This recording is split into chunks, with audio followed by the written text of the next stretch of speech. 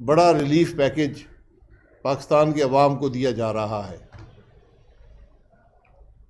वो ये बताना भूल गए कि इस रिलीफ पैकेज की ज़रूरत क्या है, महंगाई क्यों पैदा हुई, अवाम को तकलीफ़ क्यों हुई कि आज हुकूमत मजबूर है ये रिलीफ पैकेज देने पर। इस मुल्क का वज़ीर-ए-आज़म ये कहना भी भूल गया, शायद इनको इस बात की समझ ही ना हो कि आज इस मुल्क के बकौल उनके, ये मैं अपनी बात नहीं कर रहा हूँ, 2 करोड़ जब ख़ानदानों की बात करेंगे तो 12 करोड़ अवाम की बात करते हैं। यानी इस मुल्क के 60% शहरी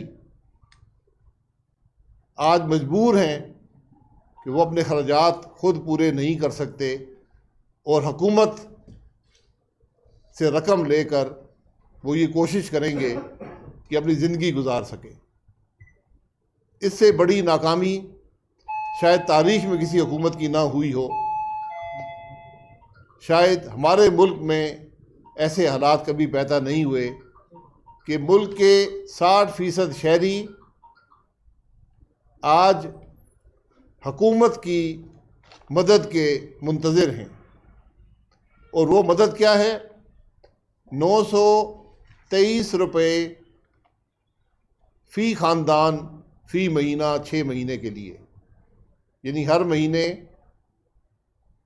2000 ख़ानदानों 2 करोड़ ख़ानदानों को 923 रुपये मिलेंगे।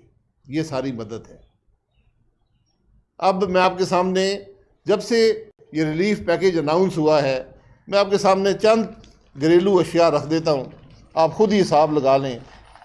ये यहाँ आने से पहले रास्ते में एक आम दुकान से हमने ये अशियाए खुर्द-ओ-नोश ख़रीदी हैं। ये चीनी है, 150 रुपये किलो। ये वज़ीर-ए-आज़म के पैकेज से पहले ये 120 रुपये किलो बिक रही थी, यानी 30 रुपये फ़ी किलो चीनी में इजाफा हो गया इस पैकेज के बाद। ये आटा है, तकरीबन 5 किलो का पैकेट, फ़ी किलो 80 रुपये। ये आज कैफियत है आटे की मुल्क में। ये इस रिलीफ पैकेज से पहले 70 रुपये के करीब ये आटा बिक रहा था। जो घी है ये 360 रुपये फ़ी लीटर हो गया है। ये तकरीबन 300 कुछ रुपये रिलीफ पैकेज से पहले था। ये इन 3 दिनों की बात मैं कर रहा हूँ, जब से रिलीफ पैकेज अनाउंस हुआ है। ये पेट्रोल का लीटर है, ये 9 रुपये बढ़ चुका है जब से रिलीफ पैकेज अनाउंस हुआ है। ये आज 146 रुपये के करीब फ़ी लीटर पेट्रोल बिक रहा है। 8 रुपये कुछ पैसे इजाफा कर दिया गया है। ये अंडे 180 रुपये दर्जन पे पहुंच गए। ये इससे पहले 120 रुपये दर्जन पे, 120-130 रुपये दर्जन पे पहली तारीख को बिक रहे थे। ये आलू 1 किलो, ये 70 रुपये से ज़्यादा, 72 रुपये में ये किलो आलू हमने अभी ख़रीदे हैं। और ये प्याज है जो इस दुकान से 50 रुपये किलो मिला है, लेकिन मुझे यहाँ के लोगों ने बताया कि 62 रुपये किलो ये प्याज बिक रहा है इस वक्त मुल्क के अंदर। ये आज मुल्क के हालात हैं और हमने ये हिसाब लगाया है में ये तमाम अशिया वो हैं जो हर घर इस्तेमाल करता है, अमीर हो, गरीब हो, तनख्वाहदार हो, कारोबारी आदमी हो, जो शख्स भी हो, इन चीज़ों के बगैर ज़िंदगी गुजारना मुमकिन नहीं है। रोज़मर्रा की चीज़ें हैं, रोज़मर्रा की ज़रूरियात हैं, हमने ये हिसाब लगाया कि सिर्फ इन 3 दिनों में एक आम घर पर जिसमें 6 अफराद हों 3,000 रुपये का इजाफी बोझ इन 3 दिनों में अवाम पर डाल दिया गया है। अभी मैंने बिजली के बिल में इजाफा नहीं रखा, अभी मैंने गैस के बिल में इजाफा नहीं रखा, अभी मैंने दीगर जो चीज़ें हैं उनका इजाफा नहीं रखा। 923 रुपये का वादा, अभी ये सिर्फ वादा है, फ़ी घर दिए जाएंगे, फ़ी घराना, और आपने 3 दिनों में बोझ जो है वो 3,000 का डाल दिया है। यानी लोगों पर अगर ये पैसे 923 रुपये मिल भी गए तो उनको 277 रुपये जो हैं, 2077 रुपये अजाफी बोझ इन 3 दिनों में इमरान खान ने पाकिस्तान के अवाम पर डाल दिया है। ये आज इस मुल्क के हालात हैं, ये इस हुकूमत के हालात हैं। और सबसे जो एक तशवीशनाक बात है कि मुल्क का वज़ीर-ए-आज़म झूठ बोलता है, उसके वज़रा झूठ बोलते हैं। हमें बजट में दिखाएं कौन सी ये 120 अरब बजट के कौन से हिस्से से आएगा।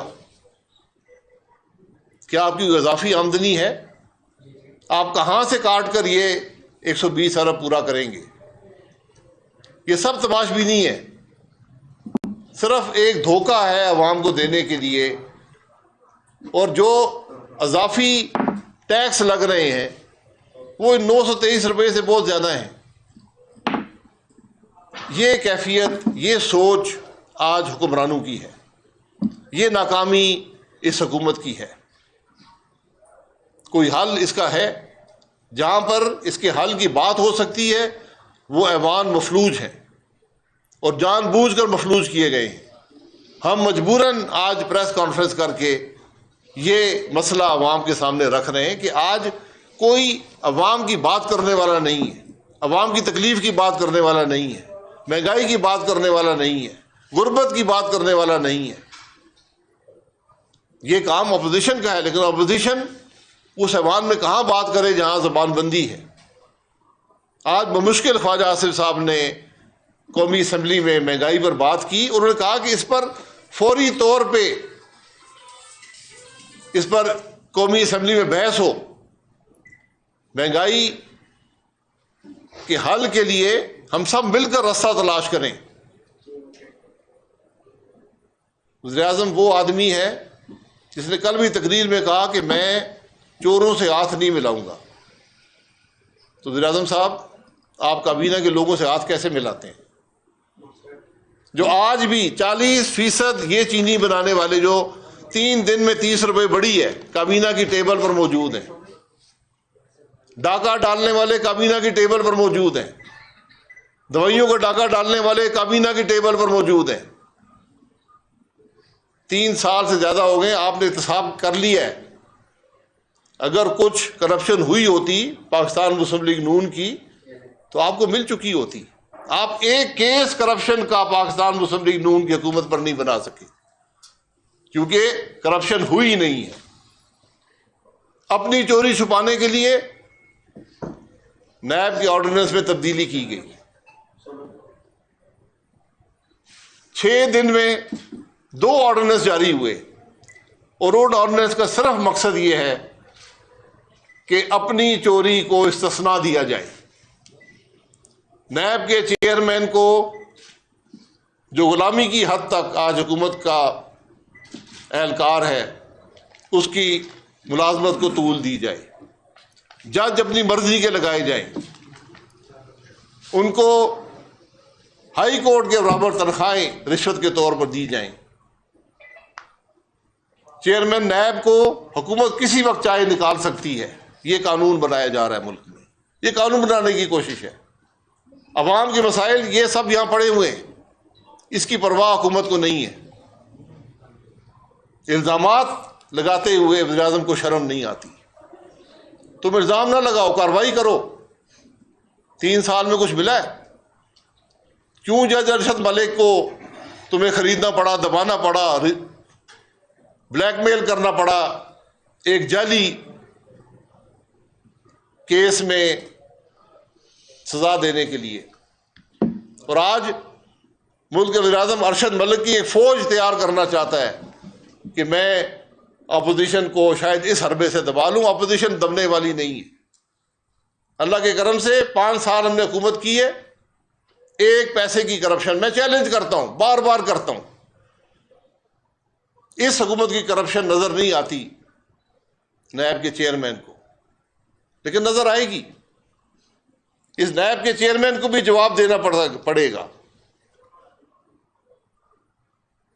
ये वो चीजें हैं। आज खानदानों की बातें करते हैं, खानदानों की बातें करते तो एहतसाब करें। ये बात सिर्फ एक घटिया और कमजोर आदमी कर सकता है जो हमारे मुल्क का वज़ीर आज़म करता है। ये बातें करने वाली नहीं होती। आप हुक्मरान हैं, आप लीडर ऑफ द हाउस हैं, इस हाउस को जोड़ें, कानून पर अमल करें। आज नैब चेयरमैन का अमल रुका हुआ है, इलेक्शन कमीशन के मेंबर्स का अमल रुका हुआ है कि मुशावरत नहीं कर सकते। मुशावरत आप नहीं करेंगे तो कानून पर पूरा अमल नहीं करेंगे। इसलिए आज मुल्क को जरूरत इस बात की है। आज मुल्क के मसाइल का वाहिद हल जो है, कोई और हल नहीं है। हुकूमत नाकाम है, अवाम तकलीफ में है, मुल्क मुश्किल में है। जब ऐसे हालात हों तो फिर हल ढूंढना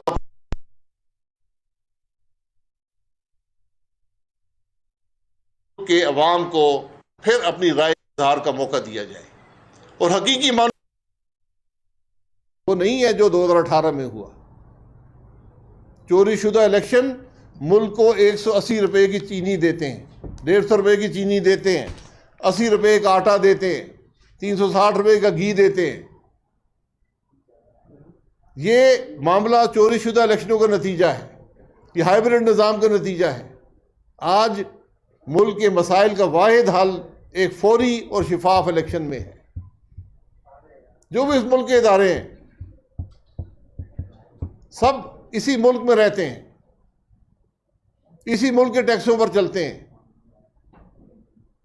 जुडिशरी हो, फौज हो, इंटेलिजेंस हो, सियासतदान हो, सबका एक मकसद होना चाहिए कि अवाम की इस तकलीफ को रफा करें, अवाम को इस तकलीफ से बचाएं, अपने मामलात से बाहर निकलें। DGI लग गया है, नैब चेयरमैन भी लग जाएगा, इलेक्शन कमीशन के मेंबर भी बन जाएंगे, लेकिन इस मुल्क के गरीब आदमी का क्या होगा, तनख्वाहदार आदमी का क्या होगा? उसकी तनख्वाह तो नहीं बढ़ रही, उसके मसाइल में इजाफा तो नहीं हो रहा। कैसे कैसे लोग गुजारा करेंगे इन हालात के अंदर? इसका जवाब किसी के पास है? इन मामलात का हल 923 रुपए के झूठे वादे में नहीं है। इन मसाइल का हल मुल्क की को तरक्की देने में है, मुल्क की मईशत को मजबूत करने में है, रुपये को मजबूत करने में है, मुल्क के हालात दुरुस्त करने में है, मुल्क में निफाक को ख़त्म करने में है, मुल्क की सियासत को मजबूत करने में है, और कोई रास्ता नहीं है। ये बातें आपके सामने रखनी थी।